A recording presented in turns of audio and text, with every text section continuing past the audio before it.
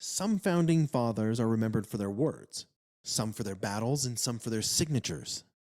Richard Henry Lee, he's remembered for a single thunderous motion on the floor of Congress, resolved that these United Colonies are, and of right ought to be, free and independent states. That's it. The spark that became the Declaration of Independence. Before Jefferson ever put pen to paper, before Hancock signed his name, Richard Henry Lee stood up and said the words that broke America away from Britain. Richard Henry Lee may not be the most famous of the founders, but in one sentence, he changed history. Welcome to our republic. When in the course of human events, it becomes necessary for one people to dissolve the political bands, sailors and airmen of the Allied Expeditionary Force. Well, I think it's time we ask ourselves if we still know the freedoms that were intended for us by the founding fathers.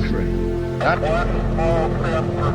Those three hallowed words reverently dictate what you ought to be, what you can be, what you will be. we pledge to each other our lives, our fortunes, and our sacred honor.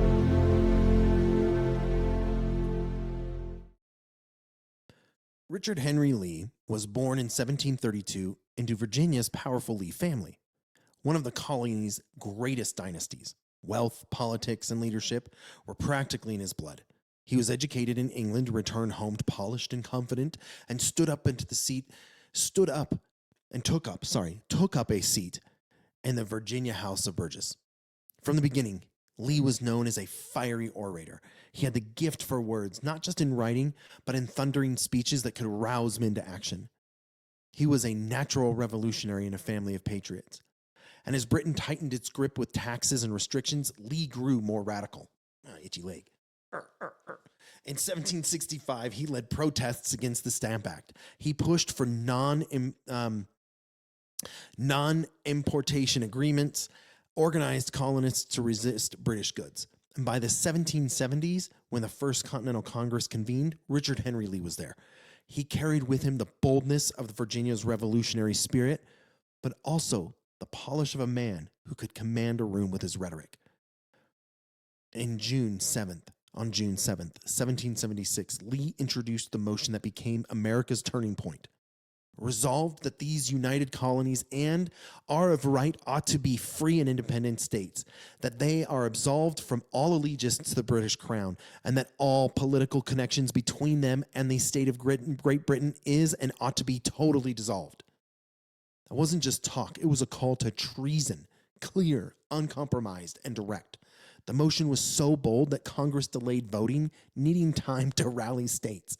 In the meantime, Jefferson, Adams, Franklin, and others were tasked with drafting formal declaration.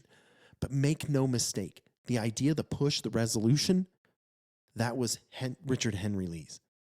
Unfortunately, Lee himself was called back to Virginia due to an illness in his family before the final vote, and he wasn't in the chamber when independence was declared, so Jefferson's words eclipsed his own.